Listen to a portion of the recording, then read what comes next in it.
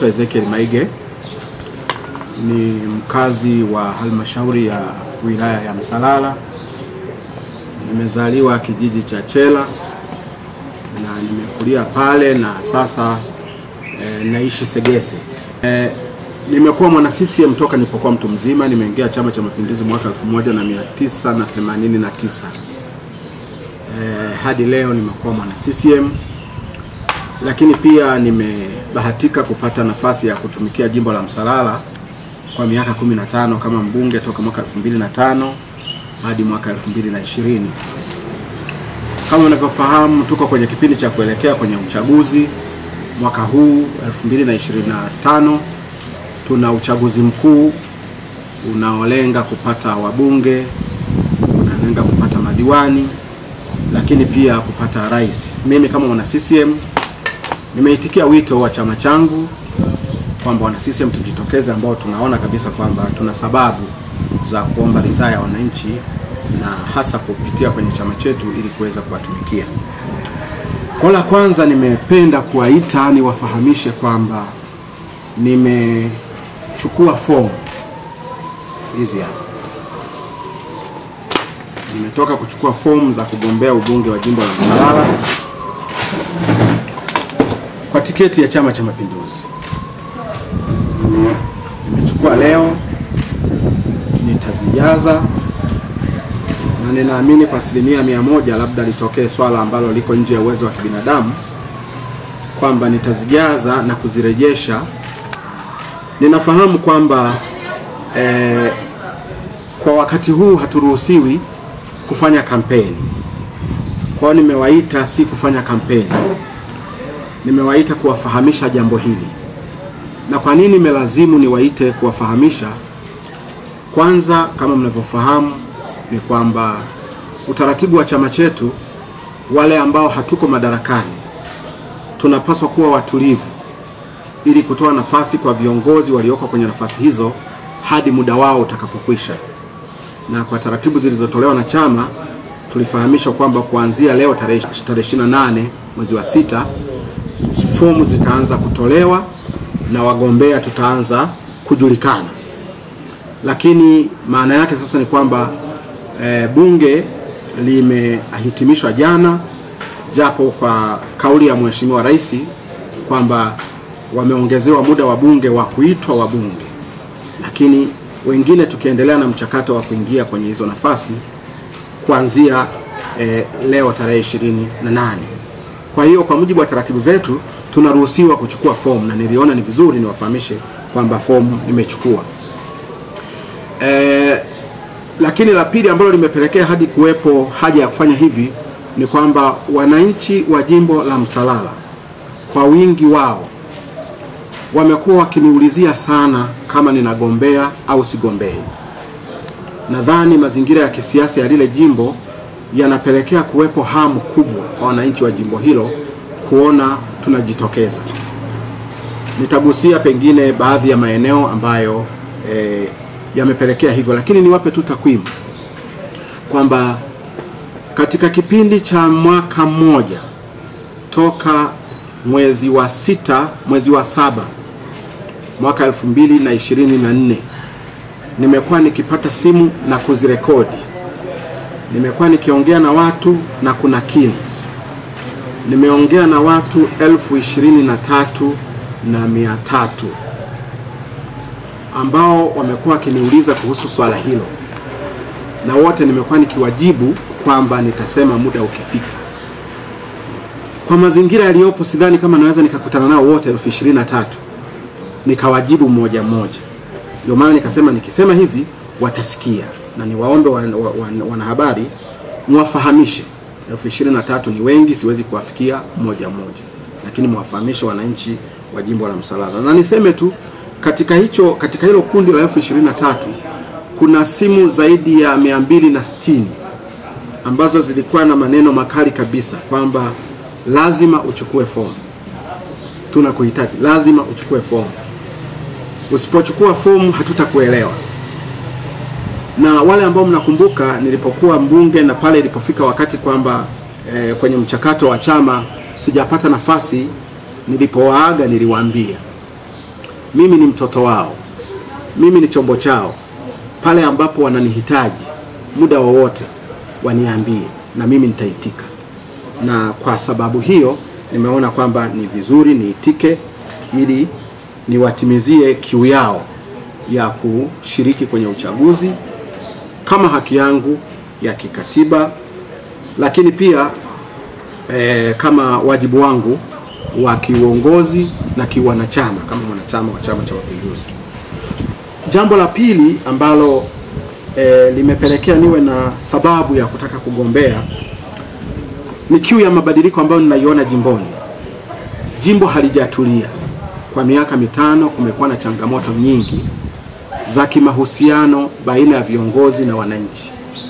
Jambo ambalo limeondoa umoja, jambo ambalo limeondoa lugha ya maendeleo, na kwa maana hiyo kasi ya maendeleo kwa maoni ya wengi Msalala imepungua. Niwape mfano.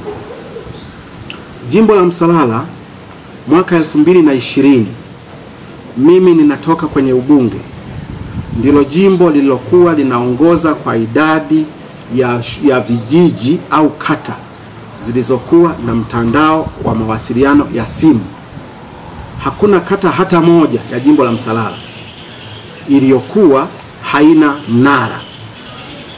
Ndani ya wilaya ya Kahama zilikuwepo kata zingine katika baadhi ya majimbo ambazo zilikuwa hazina simu. Sisi tatizo la mawasiliano ya simu Msalala by 2020 tulikuwa tumemaliza.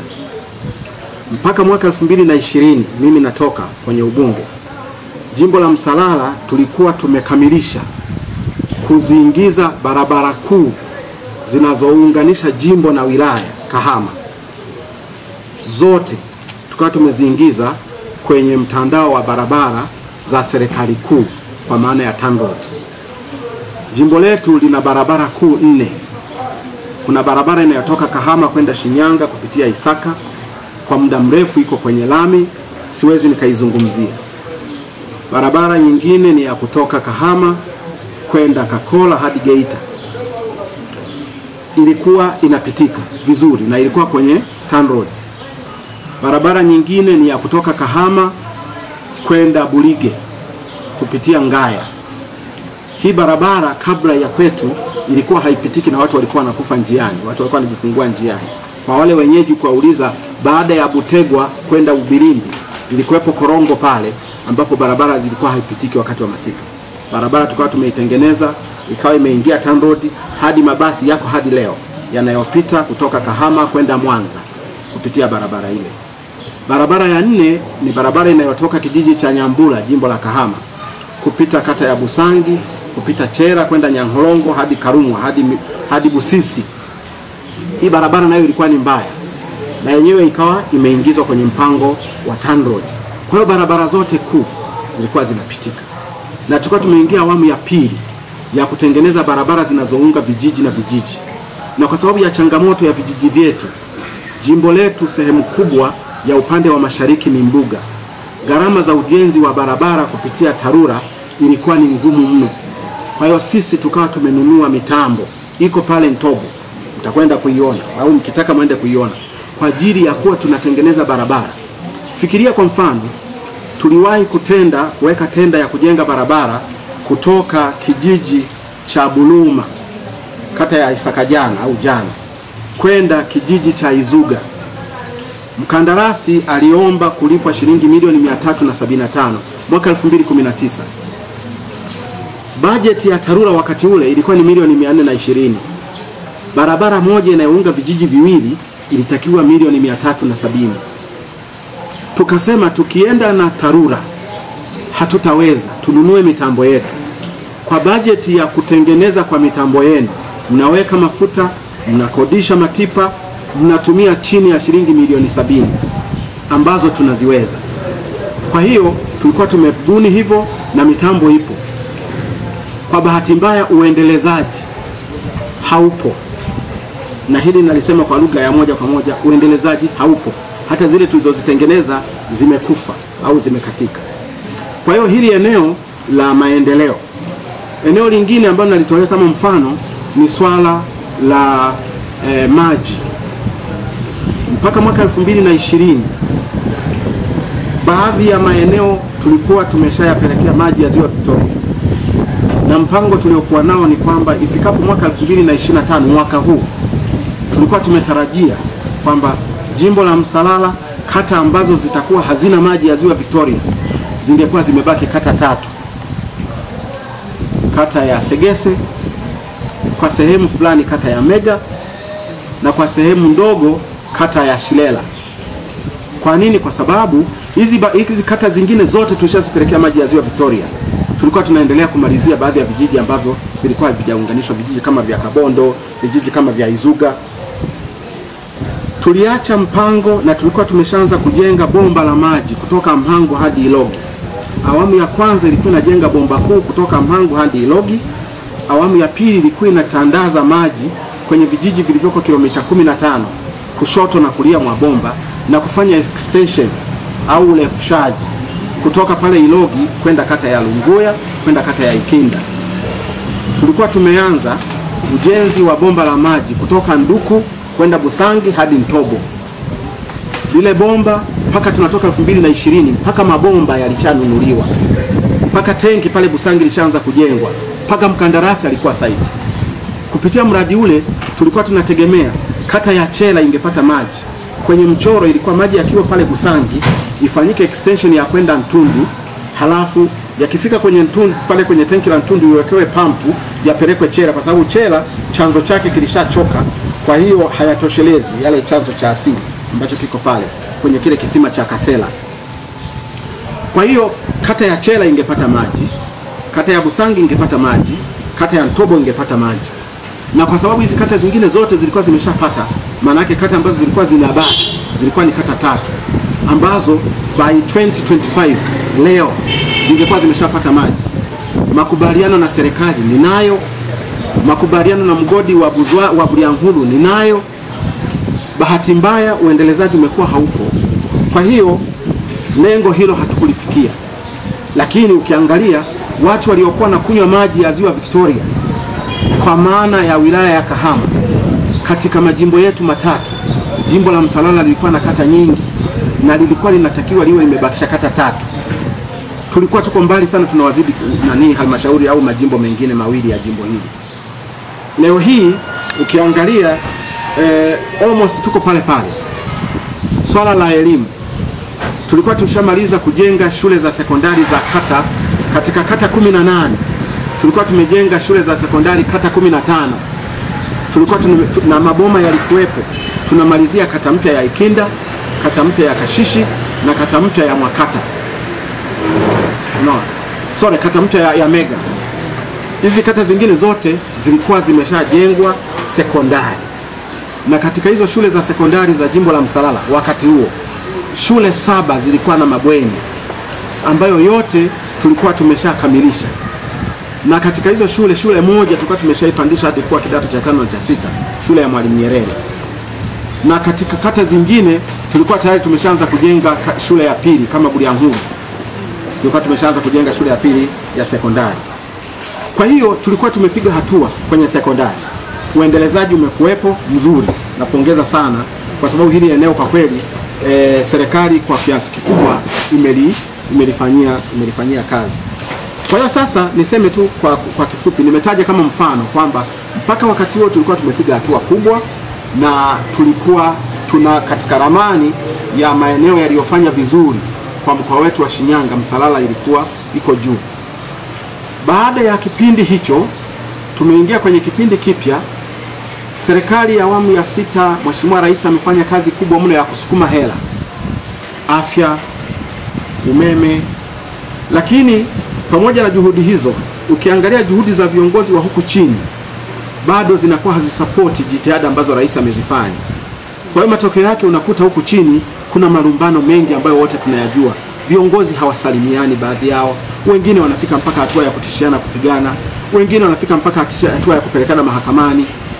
Yaani mbunge au diwani au sijui mwenyekiti wa kijiji wa CCM anampeleka mahakamani mwenyekiti wa kijiji wa CCM au diwani wa CCM na kadhalika. Tulikuwa tumefika huko. Kwa hiyo hii hali mimi nikaona kama vile inazorotesha maendeleo.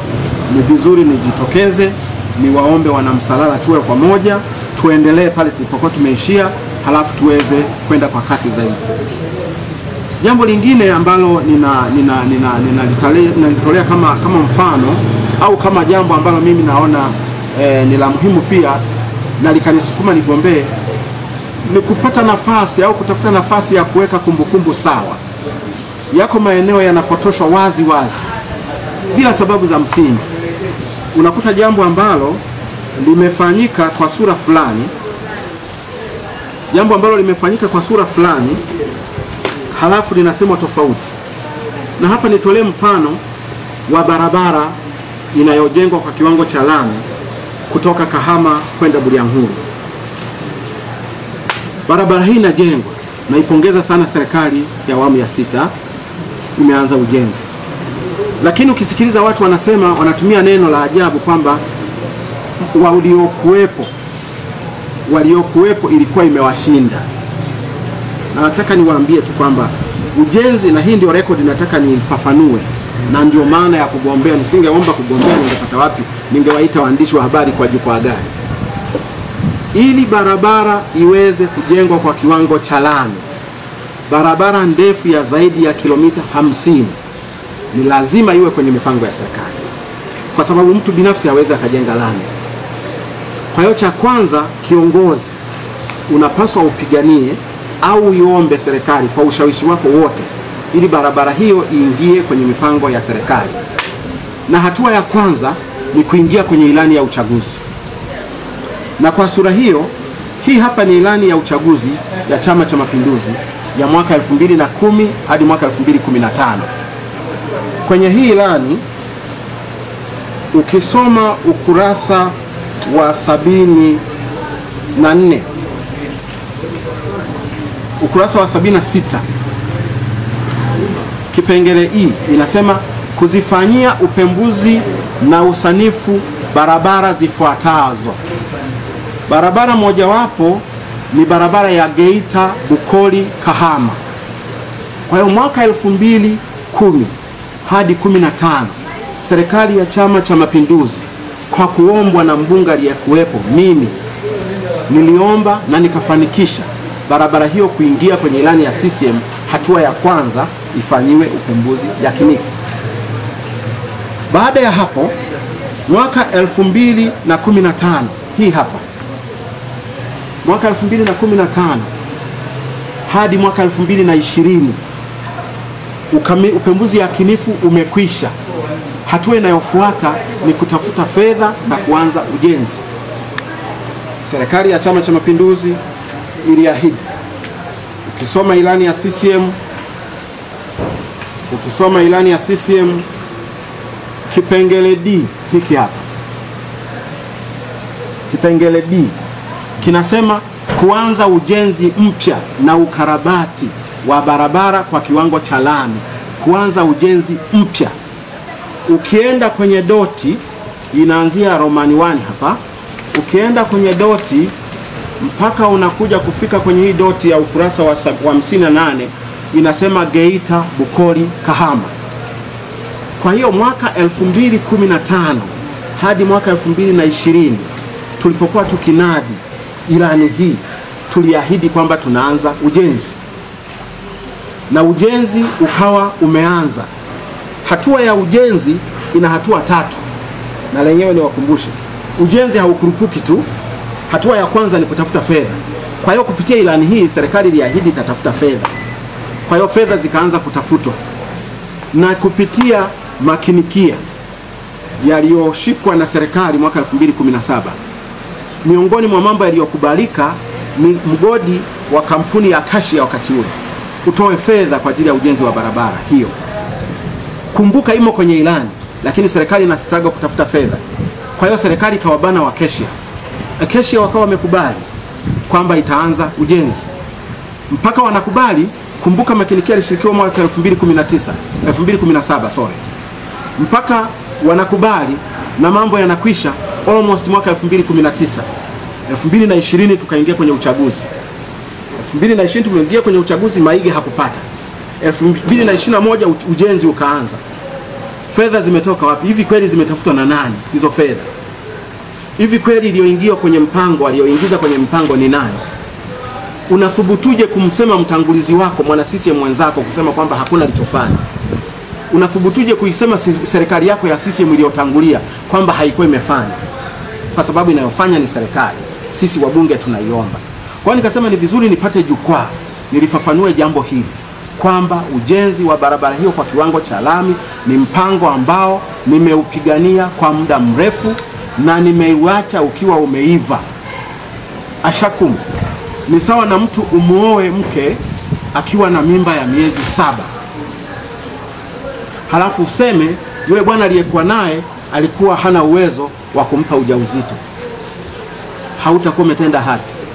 Kila kitu kilikuwa kimekwisha. Ni swala la muda tu, miezi 9 ifike mtoto azaliwe. Na ndio hivyo ilikuwa imefika, mkataba umeshakubaliwa, fedha zimepatikana, mkandarasi apatikane, aanze kujenga. Mkandarasi anapatikana, Maige katoka. Unasemaje Maige kashinda? Kwa hiyo kwa kifupi niliona hili jambo na yako na mengine, lakini hili nalitoa kama mfano. Muda wa kampeni utakapofika nitakwenda kueleza mambo ambayo yamepotoshwa. La kumalizia sasa ni kwamba wananchi wa jimbo la Msalala wana kiu kubwa ya umoja. Wana kiu kubwa ya mabadiliko ya mfumo wa siasa ambazo zinaendelea.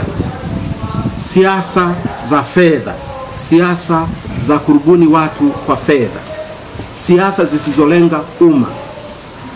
Jimbo la Msalala, ndugu zangu, lina wananchi 328,028.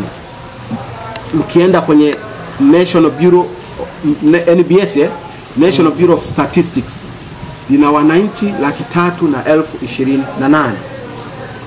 Jimbo la Msalala lina wapiga kura waliojiandikisha kwa ajili ya uchaguzi mkuu wa mwaka 2025 wa mwezi Oktoba, wananchi 157,797. Ina wananchi 157,797. Hawa ndio wanaoenda kutuchagua.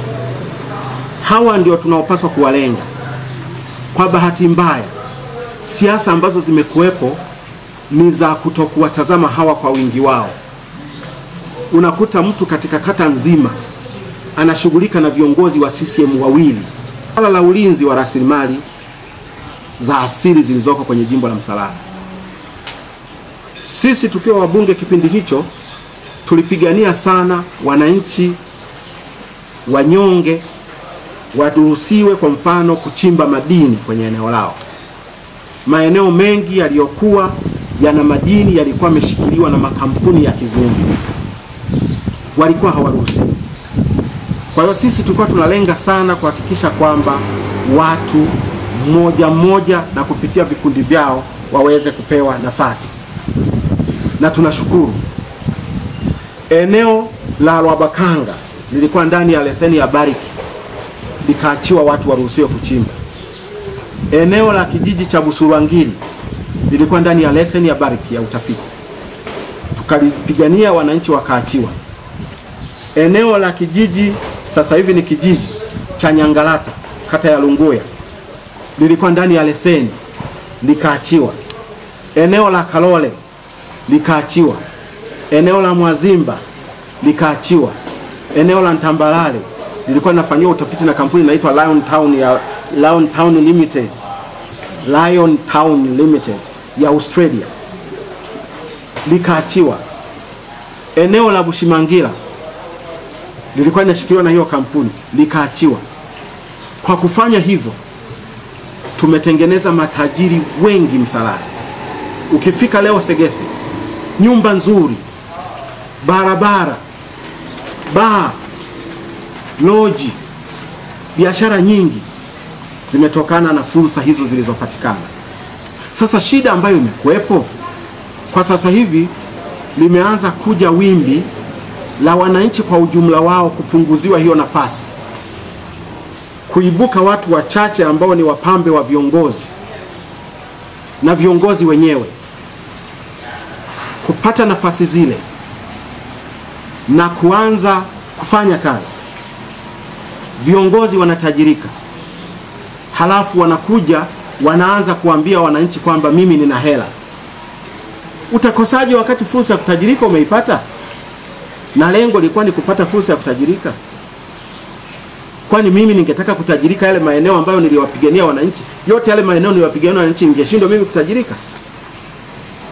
Kwa hiyo siasa za namna zisizolenga wananchi wengi walio wanyonge, ndugu zangu, Chama cha Mapinduzi nembo yake ni chama cha wakulima na wafanyakazi wanyonge.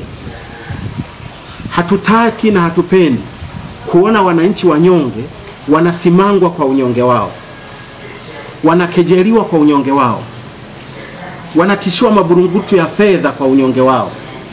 Viongozi ambao wanatakiwa wapambane na ule unyonge wanatumia unyonge wao kuwasimanga na kuambia kwamba sisi tuna uwezo wa kuwasaidia. Wanataka kuwafanya wananchi wawe mifugo, kama tunavyowafuga kuku, kama unavyowafuga nguruwe, kama unavyowafuga mbuzi, kwamba unawakatia majani unawapa, kwamba wewe na marafiki zako utumie fursa za kiuchumi zilizoko kwenye eneo lako, halafu ujimilikishe wewe na marafiki zako, halafu uanze kuwa unawapa, halafu wao wawe watu wa kukupigia makofi. Ninataka wananchi tuwape hiyo nafasi. Sisi tunataka kuwarejeshea uwezo wa wao wenyewe kutumia rasilimali zao na kutajirika. Wao wataamua wanapenda mfumo upi, watajirike viongozi wa wagawie au watajirike wenyewe.